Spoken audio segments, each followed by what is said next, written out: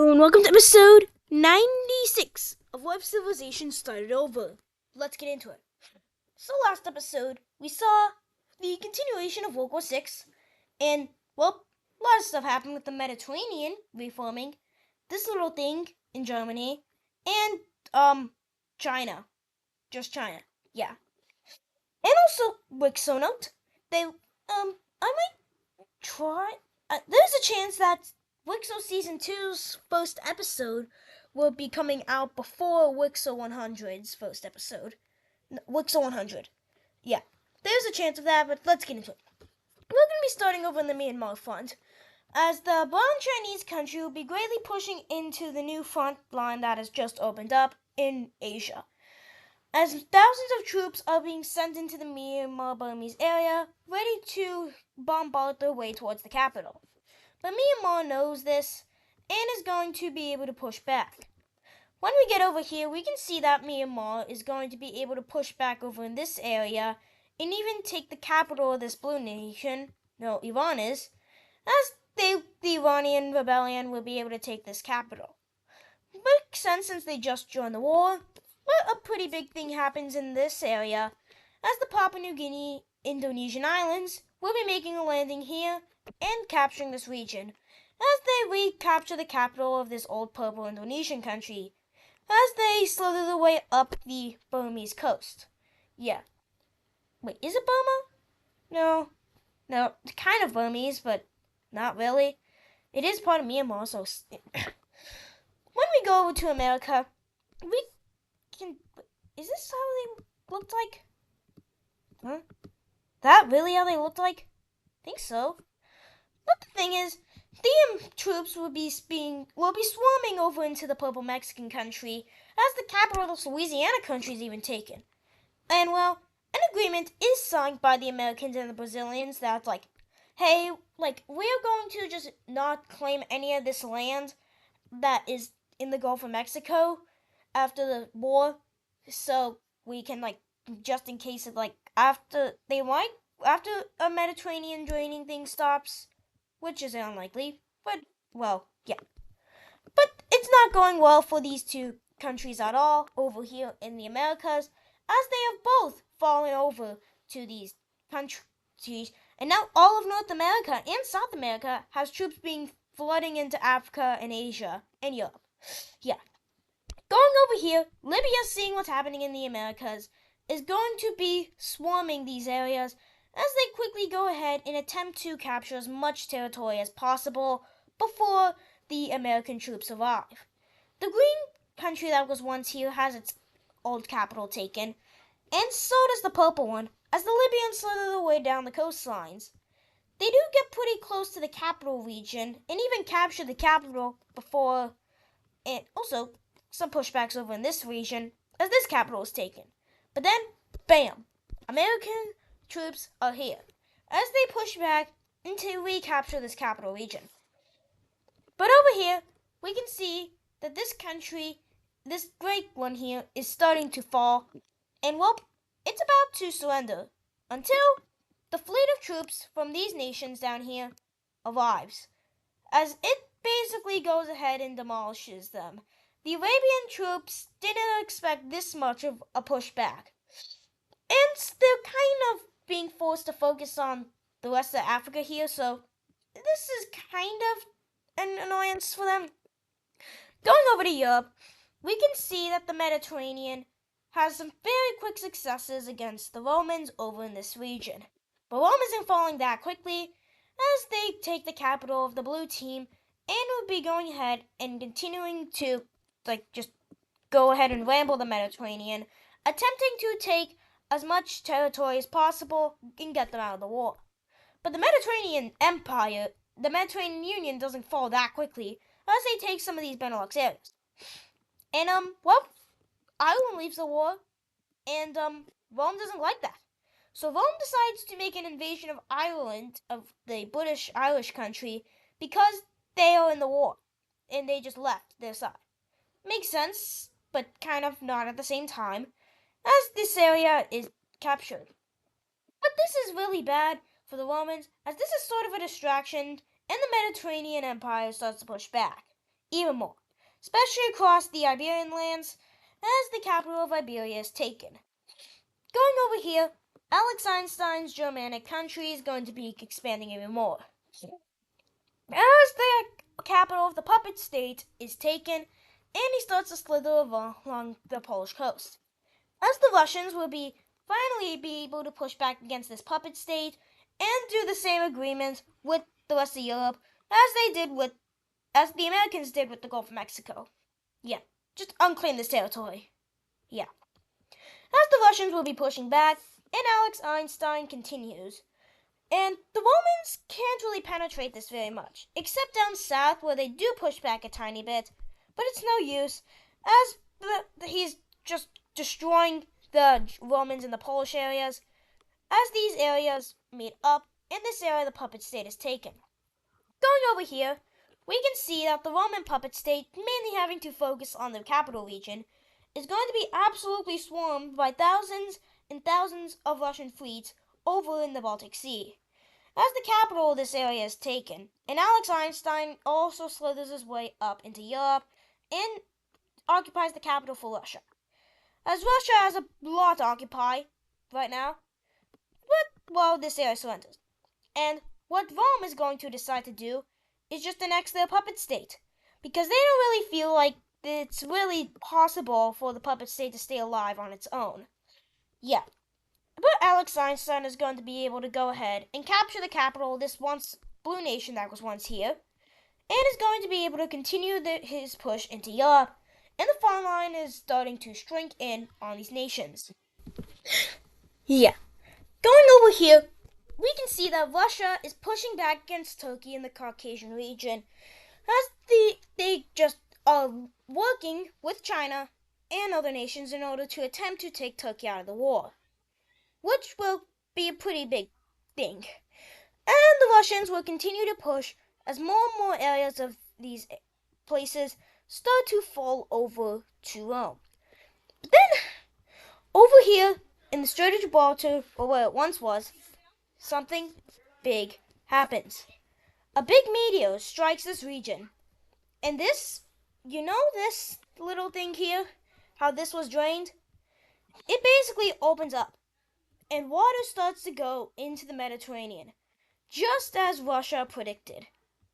Well, the map looks like this. It looked like this at the start of the war, and now it looks like this. It's a pretty large difference, but time to go back here. As Libya is starting to have major defeats, as the American troops are swarming these areas and going ahead and capturing these capital regions, and especially on the coastlines, they have a new strategy, focus on the coastlines only, as that's where everything is. They basically go ahead and capture the capital regions of these nations and swarm over into these areas, going ahead into these Arabian regions, and well, it's very successful. As also, these areas are also going to be claimed back by their respective nation, as they just rebel against the Arabians. Yeah. Going back over to China, we can see that the Burmese are losing a lot to the thousands of Chinese fleets. Yeah. As well, we can see that all these areas are pushing back, and well, this area is reached with the meteors. As well, the Burmese capital is reached, and this is going to warrant a lot of things in Myanmar, as many rebellions will pop up, especially in the Indian area. Burmese troops will attempt to fight, but it's no use, as they surrender. All of them surrender. What I mean by all of them surrender is all the Myanmarian troops occupying this region. All of them surrender, not the civilians. The civilians support this cause. But the Chinese, or just this giant fleet of Chinese troops, or just global troops, are going to be able to capture this capital. Which, capturing capitals, I think, is a pretty good thing, especially in big sites of war, as these Indonesian nations will be going ahead and forcing the Burmese nation to surrender fully. And now, all of Asia is full, and now the front line continues to shrink. The front line is now here. It's all circling in. Rome is gone. His nation the Romans announced that they are going to be surrendering Britain over to the Mediterranean Empire in order to fight for their nation. Which is, are you sure that's very smart? But they are able to capture the capital of the blue team again as they go ahead and go into French occupational zones. And, well, they will still be doing very successfully in Iberia as the Mediterranean continues their push. Yeah. The American troops will be continuing to slither their way through the coastline, eventually reaching the Mediterranean, invading Rome directly. And what happens, basically, is a lot of troops will be going ahead and just occupying all these territories. Like, very quickly, within a few months, all these desert territories are occupied, or at least a huge chunk of them. Yep, all these. As well, millions of American troops pushed the Libyans back here, as the Libyans are starting to fall even more, and the Libyans lose their capital. The capital of Libya is gone. Libya, one of the most hard-fought nations in this war, is gone. They have fought very hard in this war in order to, survive. But, it's all come not for any reason anymore, as these troops will go ahead and occupy the Egyptian capital, going ahead and surrounding these Libyan troops. Libya will then surrender over to the African front. The Middle East is being circled in, and Rome will decide to make a dare-going decision to abandon the Middle East. They order all troops from here back to Rome in order to fight for their nation. As they go ahead and just abandon the region, and Russian troops will go ahead and occupy these areas. And even Rome will start to go ahead and occupy these Greek areas in order to preserve them. And the Middle East is abandoned by Rome. This is a very large betrayal. Nobody was expecting this, and the Asians, the Chinese, will be making landings throughout the entire Persian, Arabian Sea area, and will be capturing the capital of the Arabian country. The millions of troops flooding into these nations is nothing compared to what these nations have on their own. With Rome, they could probably do something, but without Rome, they're useless. As the Iranian rebellion is starting to get crushed by the millions of troops from China that are under Chinese rule, but they're support of China. That's why they're all this brown color. Yeah. As the Iranian rebellion, more and more people start to surrender.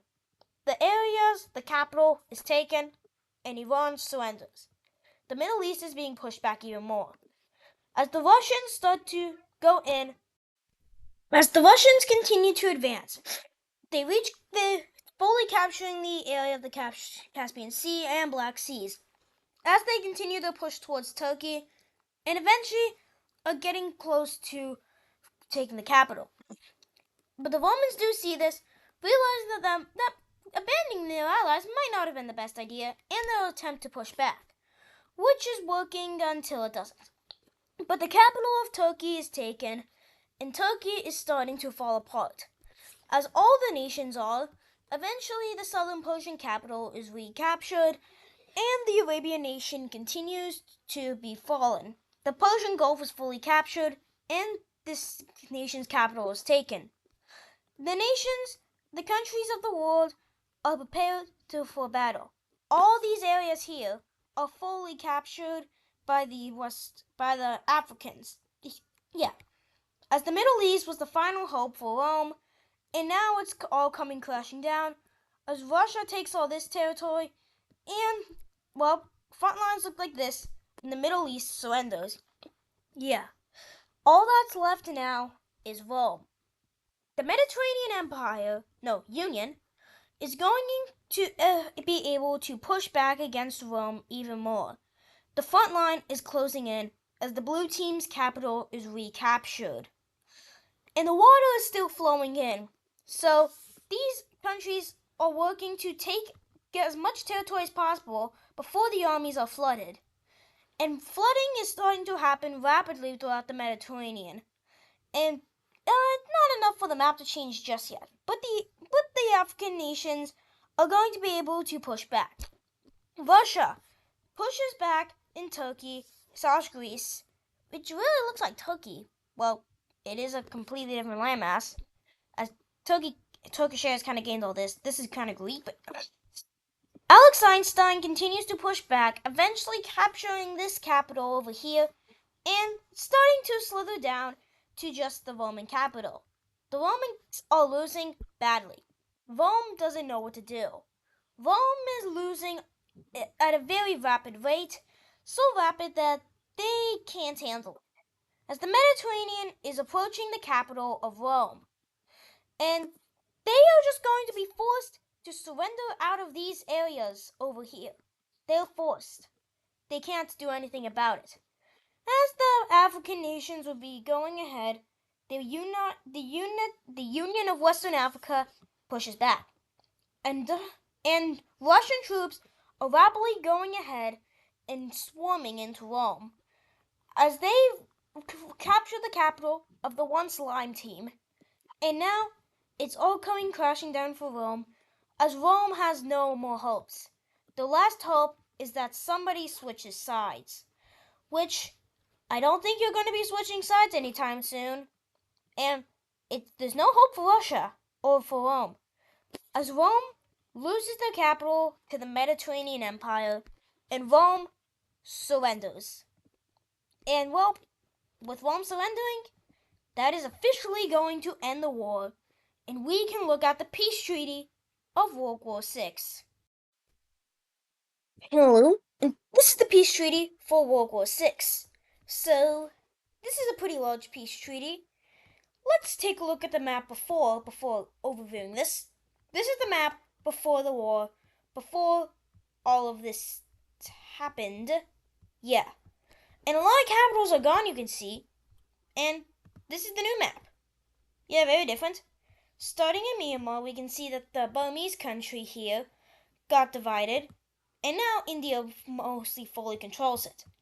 Going over to the Americas, we can see that these areas got divided, and also the areas that were once part of the Gulf of Mexico are like unclaimed territories, so they're represented by this white color. Yeah. Going over to the Baltic Sea, a lot of these areas are drained, like this, and let's talk about Europe later. As well, over in Arabia is divided, and it doesn't exist anymore. These countries. Yeah.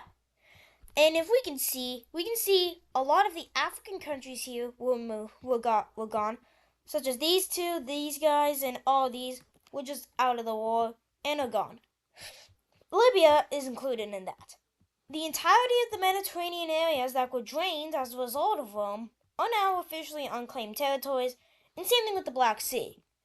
We still have got to account for Crimea and how that meteor hit Crimea. That's why that chunk is off. Yeah. And Rome. The Roman capital is occupied, and this isn't the new German Republic thing. In an agreement made in the war, the Red Team was released in order for the Mediterranean to be allowed to exist. Iberia was divided, and talking about these two colors, they're very similar. I think I might want to change one of these. There's a lot of Egypt is a classic color. Well, no. Which one do you guys think I should change in the comments? Say which one you think I should change in the comments. The Balkan country or the Egyptian country? Which color should I change? And for clarification, Crete is part of the Balkan Lime country and Cyprus is part of the Egyptian Lime country. Yeah, that's the peace treaty. And Ireland wasn't affected because, they left the war. That's why they weren't affected. And that's basically everything. And a lot of other countries around the world that joined the side of China got reparations. Oh, before you leave, 2 new layers that I wish I knew I could make a long time ago. I've wanted to make these for a while, but I just wasn't able to because of Microsoft Paint save files things. But I just realized that you can save the map as a project file which saves all the layers, which is why major cities. Yep, I wish I had these a while ago. Dotted a few around the map, like mainly in the Middle East and in Europe so far, and also provinces. Yep, provinces are like so now. I've put some around the world, like some bigger provinces, some weird shapes like Texas, you can see over there. If you can look over here, I have a Crimea and in India and a United States, if you can see it, here and here. But this will be useful. Wish I had this a while ago again. Giant line through Asia, and yeah, that's all. So I hope you enjoyed today's episode of What If Civilization Started Over. See you in the next episode. We will look at the aftermath or the post-war of World War VI. Bye!